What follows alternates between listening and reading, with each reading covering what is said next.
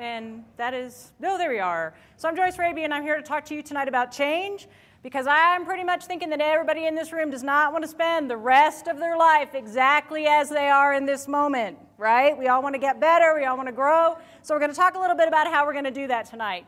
Why am I talking about that? Because with the exception of the gender I was born with, I have changed everything about my life at one time or another. Some things I've changed more than once. I'm really good at it. Nobody on the planet knows more about change than I do. Odds are you don't know anything about change. There was a study done in 2005 at Johns Hopkins University. 90% of the people who had just experienced a significant cardiac event like quadruple bypass could not make the basic fundamental lifestyle changes they needed to make in order to not die. That's how hard change is. That's why we're talking about tonight. These people were told, you're going to die faster if you can't change your life, and they couldn't do it. 9 people out of 10. Let's be the one person who can. This is, you're telling me right now, this is not true. We hear all the time about people who overcome incredible obstacles, overcome addiction, lift themselves out of poverty. All of those things are true, and the reason that we know them is because they're newsworthy. They are the exception. They are not the rule. What do they know that's different from what we know? They know that it's possible. If there's a little voice in the back of your head that's telling you you can't make the change, guess what? You can't make the change. You really do have to fundamentally just believe in your heart and in your gut it's possible. Ambiguity. So we've got our old self over here. We've got our new self over here. Old self we've gotten rid of. We're moving on. We're doing really well. New self's not really figured out yet, not really solid. We're going to have to live in ambiguity for a while. We're going to have to get comfortable because you're going to be there for a little bit. Every time you begin to make any sort of personal change, everybody in your circle gets a little uncomfortable. They're like, woo, you're doing something different. I'm not sure how I feel about that. Guess what? Those people need to get on your bus or they need to be left behind.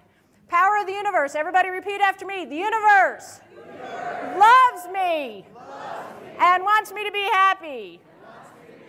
We are not about suffering. We are not about misery. I just unilaterally do not agree with any of that at all. So let's just believe the power of the universe is behind us every time we're moving towards good.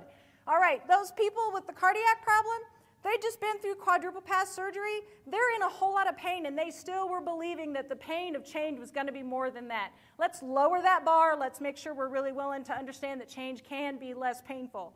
The first thing we have to do is identify the right problem. How many of us know somebody who's got a big old problem, huge problem, mammoth problem, happening over here? They're over here. They're looking at this little tiny problem. They're thinking to themselves, yeah, I'll just fix this little thing over here because that's less scary. Identify the right problem, solve that one.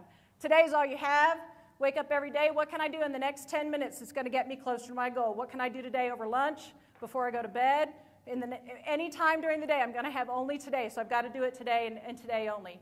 Make it big enough to feel the difference. You've got new self over here. You're going to have to give yourself a taste of what that life is like. If you're just sitting back here making little tiny changes, it's not going to feel any better. You're not going to feel any different. You need to make it big. You need to make it powerful. Instant gratification sucks.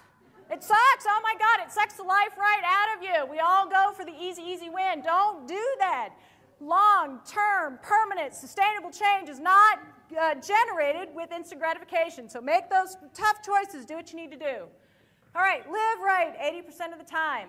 Do 3 things. Get a decent night's sleep, stop eating crap, and move. If you'll do that, your whole life will be better. I guarantee it. Have fun. Change is always this puritanical society. Oh, we're going to have to do stuff really hard. It's going to be really brutal. It's going to be really hard. Let's not do it. Make it all fun. Who wants to do stuff that's tough and difficult? I mean, I know people who exercise until they taste vomit. Who does that? I don't want to do that. Make it fun. Applause. Applause. Everybody applaud right now. Woohoo!